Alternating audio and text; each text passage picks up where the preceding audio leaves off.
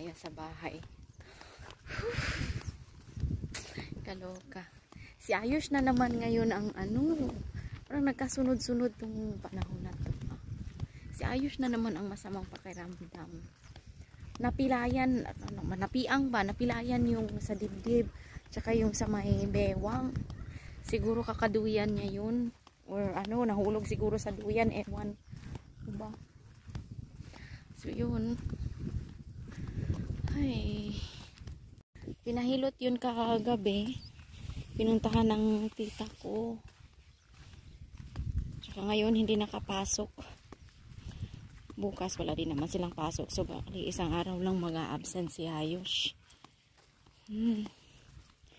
Magpa-practice din kasi sana yun ng sayaw. Kasi sumali yun sa school ng nila. Yung yung Prince and Princesses nila ng school. Although money contest siya, pero syempre kailangan rin lang sumayaw-sayaw, mag-practice kung paano parampad dun sa stage para i-present yung mga damit-damit nila. Ganyan ba? Di bale, marami pa namang time sa March 20 sa March 7 pa naman yung coronation nila. Kaya yun, pahinga muna yung bata sa bahay. Si mama hindi pa rin siya medyo okay. Hindi pa siya okay.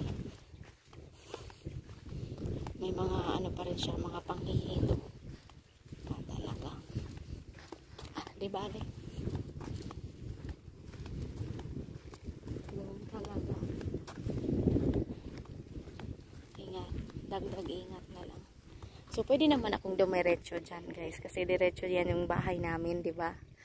Ayan. Pero dadaan ako dito sa may tindahan. Na may anago nami, guys. Ganahan ko ini. Si Ayush, oh. Okay ra. Gahi. Ayan, guys. Sarap. Ito na yung almusal ko.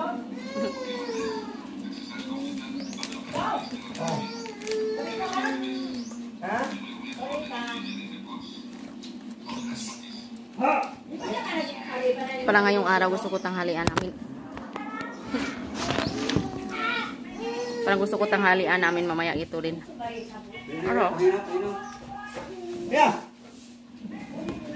Guys, finally na transfer ko na dito.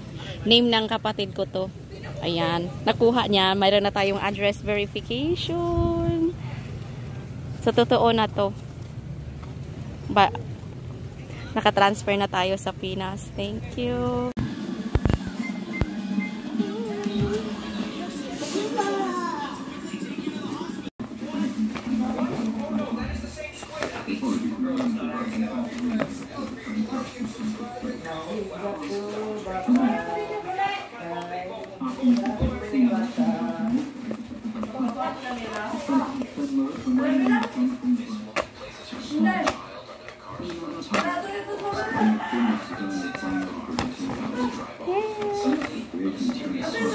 So yan lang talagang laman nun, guys. Number lang.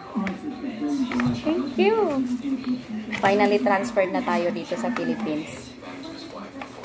Hindi na ako mai-stress. I-stress kasi ako since October. Deactivated na yung aking isang account eh. Not sure kung i-credit nila sa akin yun. Importante, nandito na siya. Sure na to. Alam nyo, sinend kasi to nung 9. So, anong petsa na ngayon? 21. So, meron na lang 4 days bago mag 45 days. Kasi hanggang 45 lang days tong address verification. So, thank God. So, pabalik na akong Dumaguete, guys. Nag-shortcut na lang ako dito. Ayun, kapatid ko nandun. Basta binuhat nila yung motor paakyat. Ako nagbaon lang ako ng panghugas ng paa. Hindi na ako nagbutas kasi walang mapagtaguan ng butas na iiwan dito. Baka mawala pa. Maraming mga trabahante yan sa tubuhan. Ako Yan, bigas yan. Tapos, ito, plato. Kasi nga, di ba, wala akong plato doon sa boarding house. So, hindi lugi. Kung sino mang snatch ng bag na to, hindi siya lugi. May 2 plato. May 1 bowl. At, higit sa lahat, may tuyo. Walang ibang laman to. Kaloka. Aha. Tuyo. Linaski. Ay, lumabas man yung kanyang ano. Lumabas man yung spiritual niya. Sabi ko, alis ako ng alas 8, guys. Hindi ako makaalis. Kasi si mama, inano ng kanyang vertigo. Ayun, panay ang suka. Ayaw niya kumain. Sabi ko, sabi ko, tulungan tayo dito. Kailangan. Hindi ko naman pinapagalitan. Minsan kasi kailangan firm tayong magsalita sa mga magulang natin. Kasi parang akala nila, pag yung sobrang binibaby mo sila, magparayikpud. Ay, hindi ko alam kung kami lang nakaka-experience ng ganito. Hindi naman yan nanonood ng YouTube ko. Okay lang yan. Itinitismiss ko na. Magparayik po. Labi na si mama. Ano ba? What is parayik pa? Uy, kakapoy. Pagsiligtag. Basta yun. Kaya, sabi ko, kailangan ko magtrabaho. Kailangan ko umalis. Or else, nga tayo lahat dito. Pare-paras tayo nga. Aalis ako ngayon. Alam ko nagsusuka ka. Alam ko. Niintindihan ko nagsusuka ka. Masakit yung tiyan mo. At kung ano yung kakainin mo, sinusuka mo. Pero at least, di ba, every time na susuka ka, may sinusuka ka. Hindi yung tipong pag sumuka ka, wala ka nang naisuka kasi wala kang kinain. Grind ng grind yung, yung intestine mo dyan sa loob. Walang ginagrind. Kaya kumain ka. Kumain yung matanda. Ay, si mama talaga. Kaya sabi ko ganyan. Hindi yan siya pwede, kailangan yan siya ng mga tough love. Pero alis na kami, guys.